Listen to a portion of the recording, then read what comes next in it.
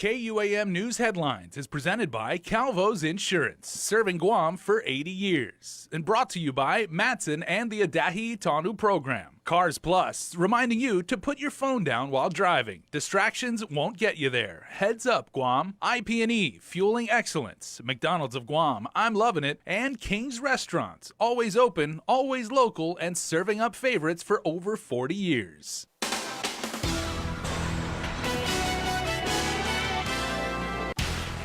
Coming up now on Primetime, Guam just may have a shot to argue its case before the U.S. Supreme Court.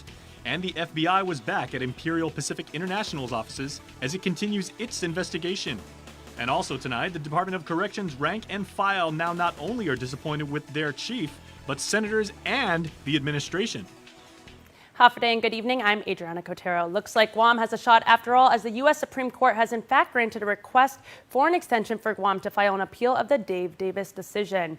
Adaloop earlier this week announced they were informed from attorney Mike Phillips that the request for the extension was rejected. According to attorney Phillips, the request he sent electronically was rejected, but the request he sent through the mail was granted by Justice Kagan, and notice was posted on the Supreme Court website this morning. Phillips says he has informed Governor Lou Leon Guerrero, and she says she is, quote, very happy.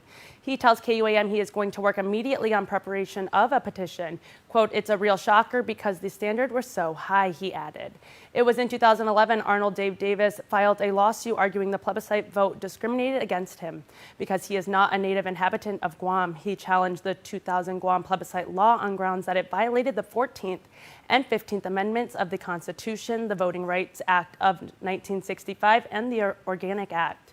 In July of this year, the U.S. Ninth Circuit Court of Appeals ruled against Guam and affirmed District Court of Guam Chief Judge Francis Tydenko Gatewood's 2018 ruling that the proposed plebiscite was unconstitutional. The deadline for Guam to file an appeal with the U.S. Supreme Court is now December 26, 2019. More on the FBI raids in Saipan. After executing a search warrant on the CNMI governor in the morning, the feds also raided Imperial Pacific International CNMI's main offices in the late afternoon and are still there today. Here's more.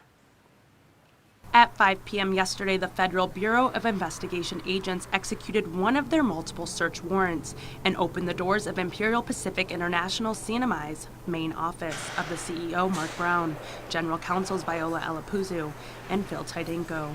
In addition, finance and accounting personnel. That is located in the Marina Heights, Building 1, first floor.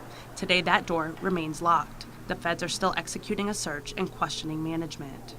This comes after FBI agents raided CNMI Governor Ralph Torres' office, vehicle, and home, as well his brother's law firm, Torres Brothers, LLC. CNMI administration held a press conference that Governor Torres was not present for. The governor this morning was at the hospital. His mom was having a procedure, and then he had to come back immediately after he found out that the FBI was doing some investigation. KUAM has learned that Governor Torres has been absent from all events today, with Lieutenant Governor Arnold Palacios and Chief of Staff Angel Demapan representing. During yesterday's press conference, Lieutenant Governor Palacios told the media he did not have any information on the other locations being raided and was unaware if IPI was also under investigation. Personally, this is something very surprising to me and to everyone, and so I'm not looking outside of my concern for these officers right now. Folks are still upstairs, and I want to make sure that the operations of the governor's office continues to run normally. I'm not sure where else the FBI is investigating. Maybe you have a better idea about that than I do. This is not the first time a connection between the CNMI governor, his brother's law firm, and the Chinese casino has been linked. In February 2018, an article published in Bloomberg Businessweek titled, "A Chinese Company Has Conquered a Piece of America." The article states, quote, when laws have become inconvenient to the company, they've been flouted. When the requirements of its contract with the government have become onerous, they've been removed. When legislatures have tried to interfere, they've been ignored. Imperial Pacific has made millions of dollars in payments to family members of the territory's governor, Ralph De Leon Guerrero Torres, end quote. The story alleged illegal acts of money laundering, human labor trafficking. Quote, to understand Torres to accommodate Imperial Pacific, it helps to consider his family. Torres, 38, has 3 brothers, all lawyers at a family firm called Torres Brothers, LLC. The governor worked there himself until 2008. In his first 8 months of 2017, according to regulators' records, Imperial Pacific paid Torres Brothers $126,000, end quote. FBI Honolulu Media Coordinator Jason White told KUAM they could not disclose any further information due to ongoing investigation. The Department of Corrections rank-and-file officers aren't done with voicing their concerns about Director Samantha Brennan. Matter of fact, they're outright disappointed with the minimal turnout of senators at the oversight and disappointed that those that were present were more interested in protecting Director Brennan than hearing the concerns of the employees. Chris Barnett has more. A second letter drops from Department of Corrections employees, and this time they call out the response to their first letter, even saying the governor's office got it twisted. Disappointing. That's how the letter describes Adeloop's response to their concerns. Adeloop had said the letter writers should go public, file a complaint, and that they were resistant to change. The letter, which KUAM has confirmed is actually from DOC staff, responds, quote, the majority of the departments supported the I'm In campaign because they wanted change. And this is the type of change we get, being micromanaged and not heard. The letter also calls out Vice Speaker Talina Nelson and other senators for going easy on DOC Director Samantha Brennan. Nelson stated she cannot act on the letter because there are no signatures, when the letter stated clearly we refuse to sign in fear of retaliation and repercussion from our leaders. Nelson, in response to the first letter, called on prison workers to come to her office, but the new letter says prison staff don't trust the Vice Speaker to protect them from Brennan. The letter also questions why senators and DOC leadership are more concerned with investigating who wrote the letter instead of addressing what is in it. Senator Tello Taitagui had questioned Brennan about the use of the prison letterhead during DOC's oversight hearing, and the second letter says the letterhead was used so everyone would know it was authentic. As you notice, this is not on a DOC letterhead because the director is aggressively investigating who wrote the first letter. A real leader would speak to the personnel and see how they can address the issues and correct them. And a message to Adeloop. Quote, how much more information does this administration need to realize she is not competent to run the prison? The second letter ends with yet another shot at the administration, which has repeatedly said they have full confidence in Brennan in light of issues at the island prison. Quote, we still want to believe that it is Biba Luan Josh and not Baba Si Luan Josh. For Guam's News Network, Chris Barnett reports.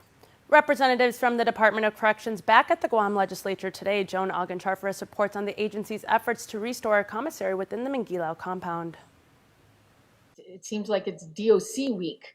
And today might be their lucky day, as Committee Chair on Public Safety Senator Pito Terlahi says DOC just might get what they want when it comes to reopening a commissary on the Mangilao compound. Most people that I've talked to are in support of this particular bill.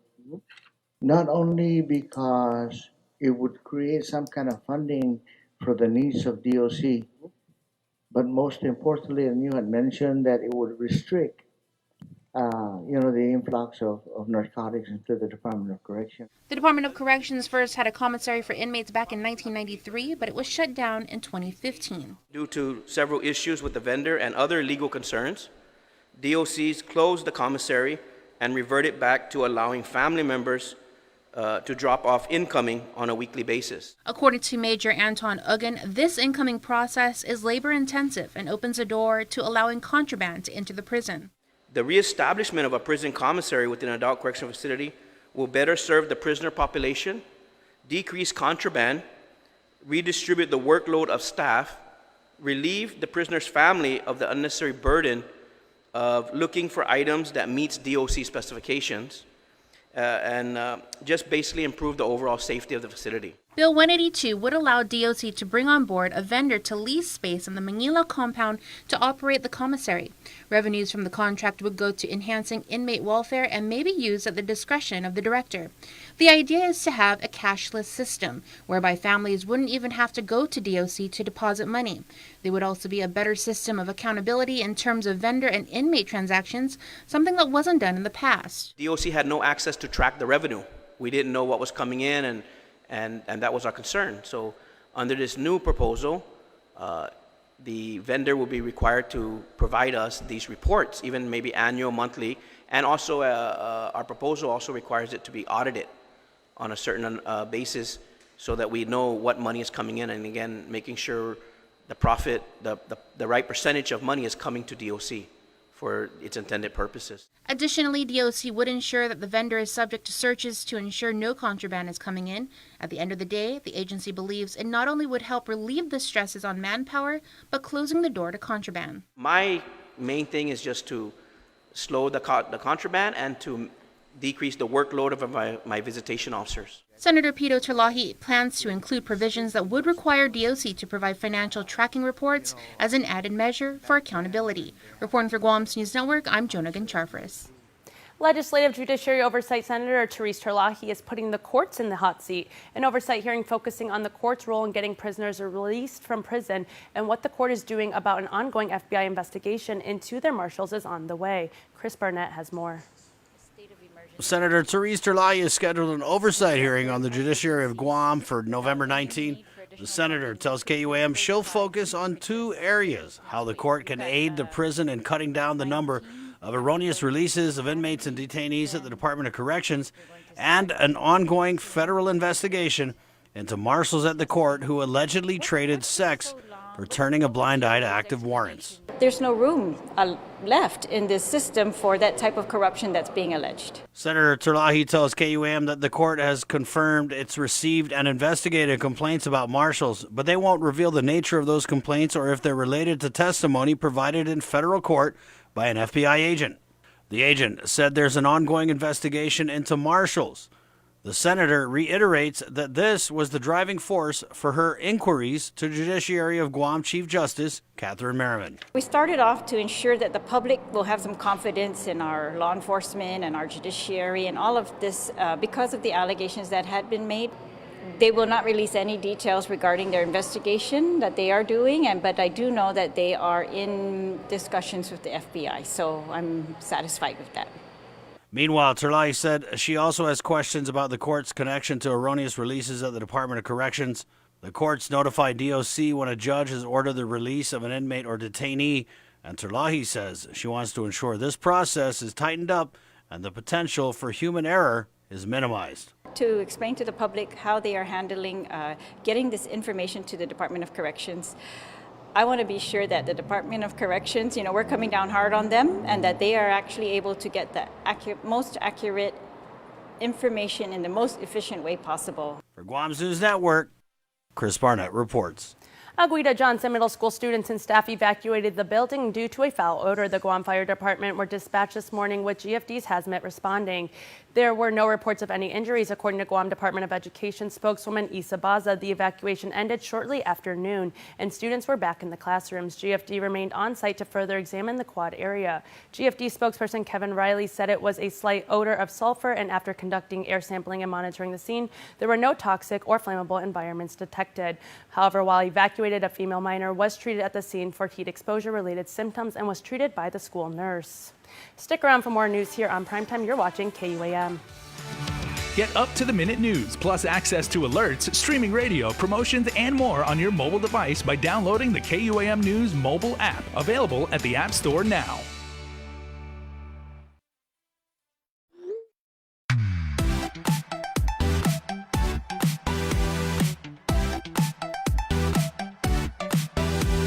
Half the day, I'm in the club.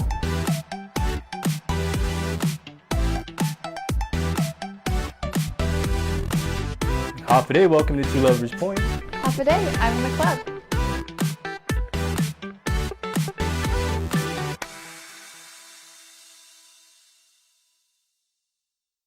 Okay, so what are we thinking today? I just need a trim. Okay, well, luckily you are in great hands. Perfect. The $1 stylist deal. Is that it? That's it. Or you could get a real deal. McDonald's buy one, get one for $1 deal is here. Buy one of your faves and choose another for just an extra buck. Choose from the Big Mac, filet of fish, quarter pounder with cheese, and 10-piece chicken McNuggets, but only for a limited time. Matson is in this community. We've been in this community for decades. We're gonna be in this community for decades to come. Things will get busy, things will get quiet, but we're gonna be here. We're your hometown carrier. And that matters to us.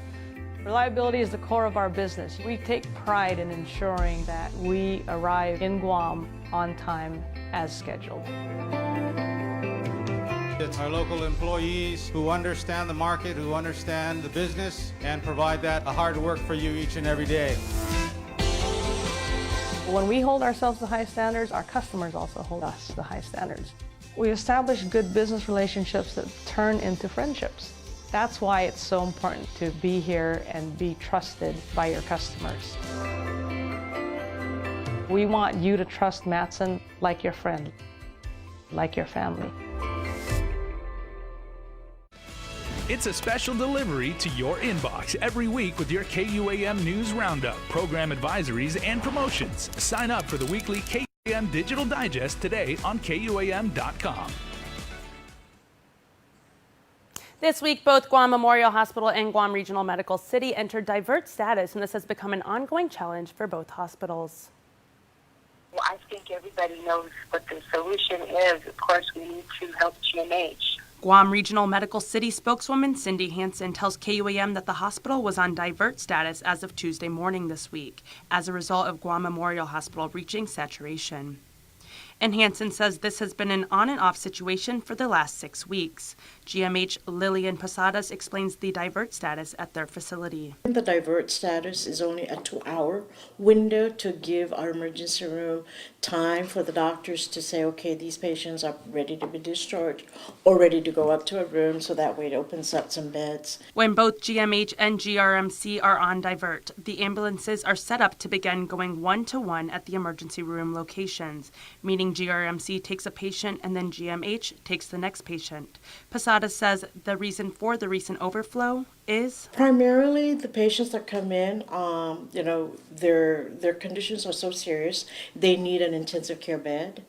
Primarily cardiac and respiratory conditions are what we're seeing. GMH had multiple patients in need of cardiac monitoring beds, but the entire third floor had reached capacity, and lack of beds is not the only challenge the hospital faces. It's been tough. It's been hard on the nurses. They're working 12 hours, and some of the nurses, sometimes when they're off, we call them in if they can help out. Lack of hospital personnel. That is the challenge Guam's healthcare faces entirely. Specifically for GMH, they have a shortage in critical care nurses, and altogether the hospital's latest report shows a vacancy rate of 15%. Noticing these challenges, Health Committee Chair Therese Terlahi says she was at the hospital the other day. In the ER waiting room, and it was full, and the people, they were very sick. So it is a very important issue. I think,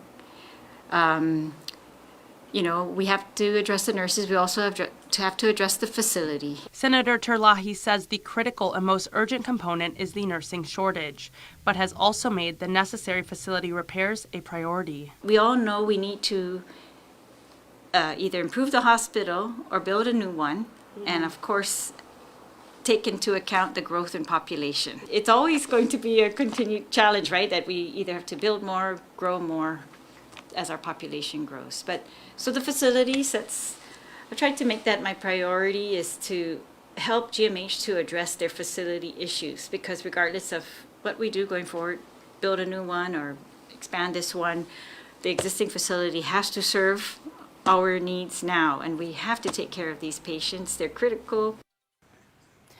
Accused of sexually molesting 4 minors known to him, defendant Jeffrey Cruz gave testimony during his trial this morning. Defense counsel Rocky Kingery called Cruz to the witness stand. Cruz alleged that other family members were high on ice, and oftentimes the minors would come over to his house because they were hungry and wanted to watch TV, then would sleep over because the kids often slept in the parents' car.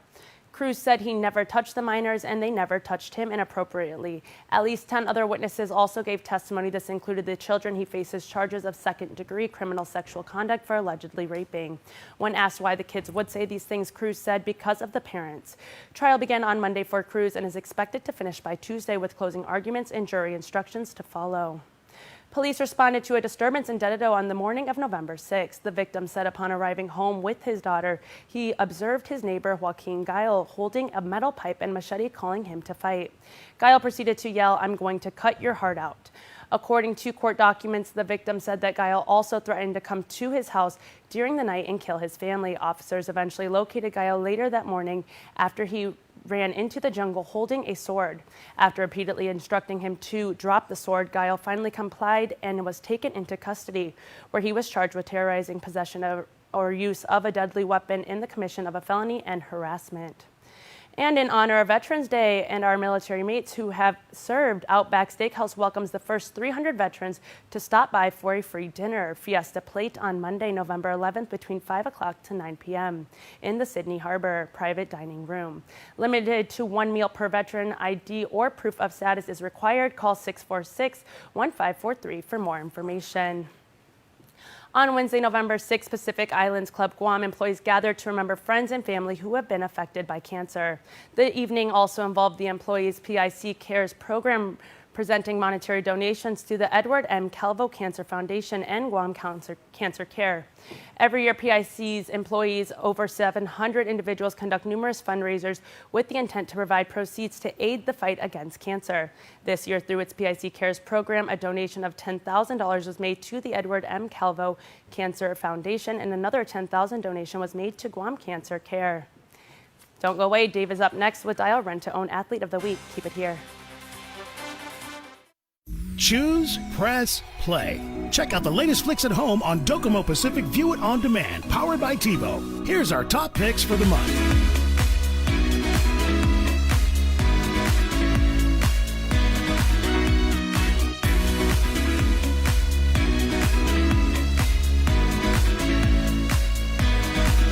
Choose, press, play, and enjoy endless entertainment with View It On Demand, powered by TiVo on Docomo Pacific. Better together. I'm Ruby Santos. I'm from the beautiful southern village of Umatic. One of the things that we take pride in is promoting Guam through our music, through our original compositions of songs. Here on Guam, what makes us different is our people. When we can extend that Hafaday spirit of being sincere, being genuine, being truthful, being honest, that's all part of our Hafaday spirit. The hospitality, our hearts, the genuine friendships and connections that we establish, it's all from the heart, and they can feel it. The Hafaday Pledge is something that should be taught also to our children. I think when you plant that seed in them, they'll understand it at an early age how important it is to be hospitable, to receive and embrace not only our own culture, but to embrace the other cultures around us. We are all one people. KUAM Sports is presented by Triple J.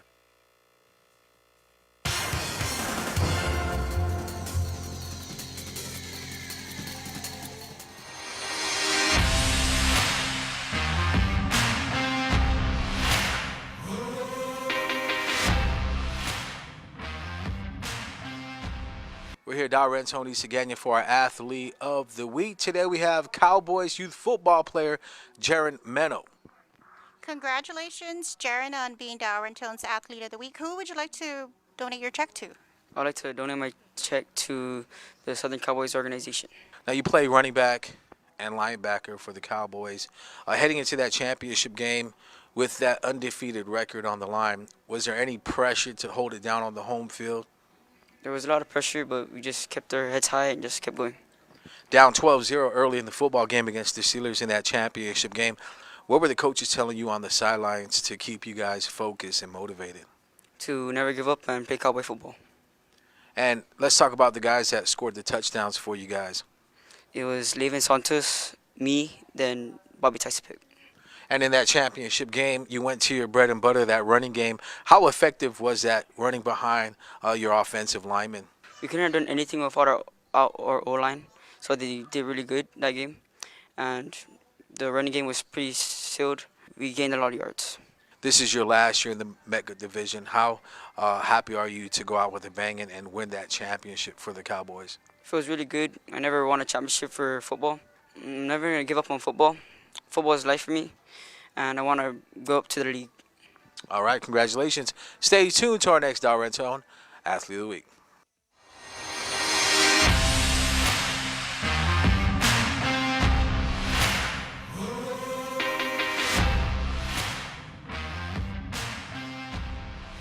The Island Wolves Youth Basketball Organization will be hosting a basketball game between their 16 and under and 18 and under teams tomorrow at the Jungle in Mangilao. Coach Leonard Uggan wanted to give the players some time on the court so they can showcase their skills in front of friends and family. Clutch Guam will be at the game capturing the action along with A-Squad Productions' Jared Uggan, a.k.a. Mr. Magic, providing the music and getting the players and fans hyped for the showdown. You know, the game has evolved so much over the years. I would say in the past decade, it's evolved so much that trash talking has also evolved, and it's part of the game, like any other sport. So amongst our players, you know, respectively, they talk trash to each other, and the 18 under kind of feels like they're still more dominant. So this is their way to prove to each other that, you know, it can go either way. These kids have put in work since the 10 under division. They have gotten so much better, and it's just a way for them to, you know, settle it and have bragging rights for a year. We're going to try to start a new tradition where this is an annual event where when the 14 under starts playing for the 16 under, they can now challenge the up-and-coming 18 under. Tip-off for the game is set for 12 in the afternoon, so come out and show your support. Our aim was always to recruit, you know, troubled and underprivileged kids from such communities to try to send them in a different direction, and we've been pretty successful. And hopefully this event kind of captures more kids from those types of communities, and we can move forward from there. Now for some news out of the Triton Men's Basketball League. Team Gatorade handed the University of Guam Triton Men's Basketball team its third loss of the regular season, 121-64. The Tritons are now 2-3 in the league, while Team Gatorade is now 4-1. Team Gatorade's JP Cruz put up a game-high 33 points. Michael Kwan scored 15 points for the University of Guam Tritons men's basketball team. The league will resume play on Wednesday at the UOG Calvo Fieldhouse, with Team Wu-Tang taking on the KFC Bombers at 6:30, followed by the FSAG All-Stars taking on the UOG Tritons at 8:15.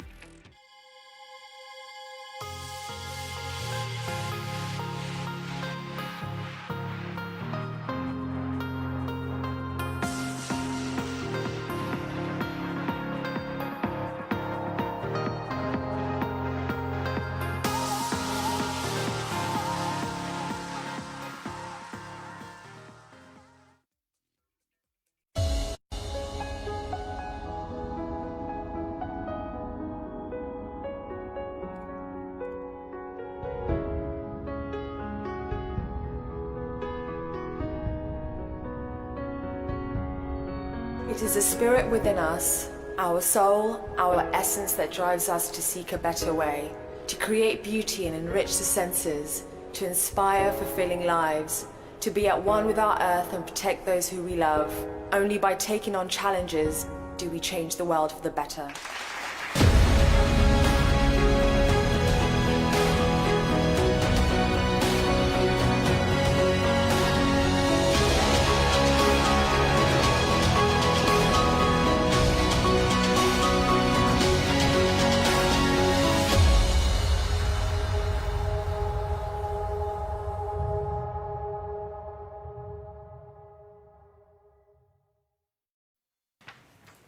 And before we close out the news tonight, our latest round of birthday shout-outs from the Cold Stone Creamery Birthday Club.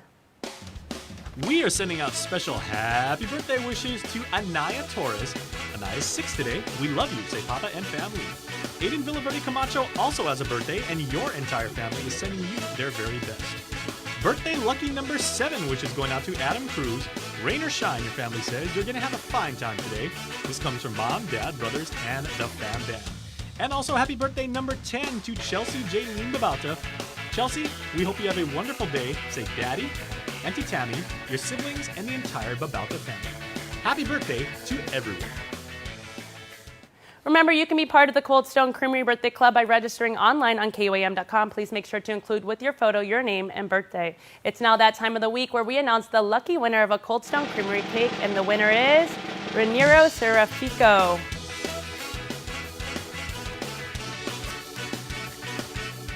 Congratulations, a representative will be contacting you on how you can redeem your delicious cake.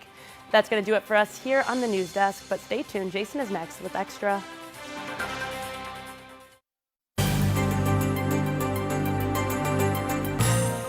Hafide and welcome to the show, everybody. We get started out right off the top with news about literature, about our island, about our people, about our history, and about the stories. And the thing I love most about this book, we're going to introduce you to the author in just a moment, but see, it goes this way in English. You flip it right around, and it is in native Chamorro. I haven't seen one of these books that does that since like the 70s. Okay, so here are the wonderful ladies from UOG Press, of course, our good friend Victoria Leonguro. Hafide Lola. Hafide. Very good to see you. And Teresita Perez. Hafide Terry. Doing okay. And, well, let me let you hold this, because congratulations. Okay. Thank you. Thank you so much for doing that. And you know, putting a book together is a endeavor of love. It takes a variety of skills and everything like that, but it also takes a lot of patience and a lot of passion. So all of our congratulations to you on this. Thank you. Okay, and it is Chamorro Legends, a gathering of stories, right? And I was just thumbing through it, and it's basically all the wonderful local legends that I remember from my youth that, you know, we're passing down to youngsters and everything. How did you actually go about figuring what legends go in there and in what order? Well, I think, first of all, I feel really awkward being called an author of this, because I think this was just so it was a collaborative project. Okay. So even deciding which legends to put in it there were a lot of conversations between Lola and myself, and even Senora Ann, the translator. I was going to say, you probably have to call a lot of your aunties and everything. Right, aunties, talking to people. The wisdom of the crowds. Exactly, and I wanted to kind of tap into people who have access to our Saina who are not dead, and people who are still telling these stories, and they're telling these stories in Chamorro. So, you know, so one of the Juan Mala stories was told to a coworker of mine by his aunt, who only could tell it to him in Chamorro. So I'm like, I want that one, because that's not in print, and if it's in print, it's hard to find. So it was like just really a lot of, talking to people about what should go in here? Who's the audience for this text? And so it was patient. It took patience, and it took a lot of passion, and it took a lot of time. And also it's not just telling the stories and having presence for each of them, but, you know, making sure you tell the story the right way. Because, you know, these are tales that our people have basically built their entire existence around. You know, they've told from generation to generation. I mean, this goes back hundreds of years. I think part of the first, I had to problematize this, writing legends in terms of whose story do you tell and whose truth is truth. And there is a reflection. The book opens after the foreword with a reflection of one story could have many versions. And I went into this knowing that and understanding, and then being very like, oh my gosh, what is my positionality in terms of how to write these stories? Because when you write things down, they're permanent. But then the idea of, well, hang on, this doesn't have to be the story that you transmit, and I'm not ever going to assume that they will be, that there are going to be other ways to tell these stories and other endings and other versions. So, it's tricky. And Vicky, this is a first for you guys at UOG Press, because even though you've got a lot of proper Chamorro chronicles and everything, like, again, the way that this book is, you literally turn it like upside down on its vertical axis and everything like that, and you've got the exact same book but told in proper Chamorro. Yeah, so we actually did have an older Chamorro Legends book that was written in the 40s by a Navy wife who had visited Guam, but she had done it in English and in Spanish, and the book was selling really well, like particularly online, just because the title was Chamorro Legends on the Island of Guam. And so we realized that the community wanted and needed a Chamorro Legends publication, but we felt we wanted to do something new. We didn't want to keep publishing the book from 1945 written by someone who wasn't from within the culture, but rather we felt it was really important that we revisit our legends and tell it from an indigenous perspective, and of course in the Chamorro language. And so the beauty of this particular publication and the reason why we chose the subheading of A Gathering of Stories is that we really recognize that legends are community stories. They belong to a people. They don't belong to individual authors. And this is why Terry was very deliberate about, saying retold by Teresita Perez, because the idea here is to take the community stories and then, reinterpret them in many different ways. So through Terry's voice, which she has a very unique poetic prose style, and then through the translation process into Chamorro, Senora Anne Rivera is also a very well-known Chamorro storyteller. So then the story took on a new dimension in the Chamorro language because there aren't things that translate directly, and in fact it just came to life in a whole new way. So it's almost like its own Chamorro version more than a translation. And then each legend is illustrated by different local artists. So there's beautiful artwork. You can see the beautiful cover artwork. If you of can our actually hold that up, Terry, story. we'll try and get a shot of that. Yeah. There you go. Oh. So this is the boy that jumped to Luta, and it's a more sort of traditional art style. And then we also have like digital artwork, for example. That is gorgeous. This is the flame tree, which was illustrated by Varani Sablan, and then digitally illustrated by Keith Siswico. So he took a real image of a flame tree and then her painting, and they were kind of married together. And then we have one of my favorites actually is the illustration for, there's Jason. That is my remembers favorite Cow Chamorro and legend right there. Okay, Carabao. let's get a shot. Okay, if you guys have never heard of the cow and the carabao, this is something that my Nana told me every single week when I visited her again in Heights when I was a kid. My favorite legend, and it's one of those things where moral of the story, you want to pay attention. Pay attention to detail. Okay. Now, one thing, Terry, I really appreciated taking a look at your book before we started this piece is, like Lola was saying, you've got your very own distinct prose. It's very respectful. It's very, very poetic. You weave a wonderful tale, but the legends as they're presented here are also very, very terse, and that's not a bad thing. So I see this as being a perfect thing that a parent can read to their child as they go to bed. You can probably go through like maybe 2 or 3 legends because. Exactly. I think my initial stories were I want to take away all the dressing up. Legends don't have to have deep descriptions of what people looked like. Not everything has to be Stephen King. Exactly. And so there was this sort of like, how do I don't want to dress it up. It's sort of like that ownership too of how much liberty do I take? But we tried to strike a balance. So there's the terseness of some of these stories, but then with the flame tree, I got kind of carried away, and I got so like I totally got inhabited. I think they inhabited me, the stories and the characters. Well, that's good. And I'm like, whoa. How did this turn out to be some sort of Harlequin romance? I didn't plan for this to happen. How did this happen? So I think there's a mix of the kind of sparseness of a legend and then a story. Well, very nice. It's a really good mix. Okay, well, we are running out of time, but can you please tell us, Lola, where will this be available? And for people watching right now on YouTube, can they order it on Amazon? Absolutely. Yay. So the book launches on Thursday, November 14th at the KUAM Museum in the theater at 5:30 p.m. With the reception to follow in the lobby. The books will be sold for $25, and after the launch, they'll be available at the UOG Triton bookstore, the KUAM Museum store, and almost all local bookstores and shops will carry it as well. And then we make all our books available on Amazon and the Triton online store too. So yes, it'll be hitting the shelves on November 15th and right in time for the holidays. Absolutely. So we hope Ladies, you thank enjoy you so much. it. Terry, congratulations once Thank more. you. That's an amazing achievement. We congratulate you on that. Lola, a pleasure as always. Thank all right, you. everybody, please go out and grab that. Remember, you can tell the story of Sirena on your Kindle.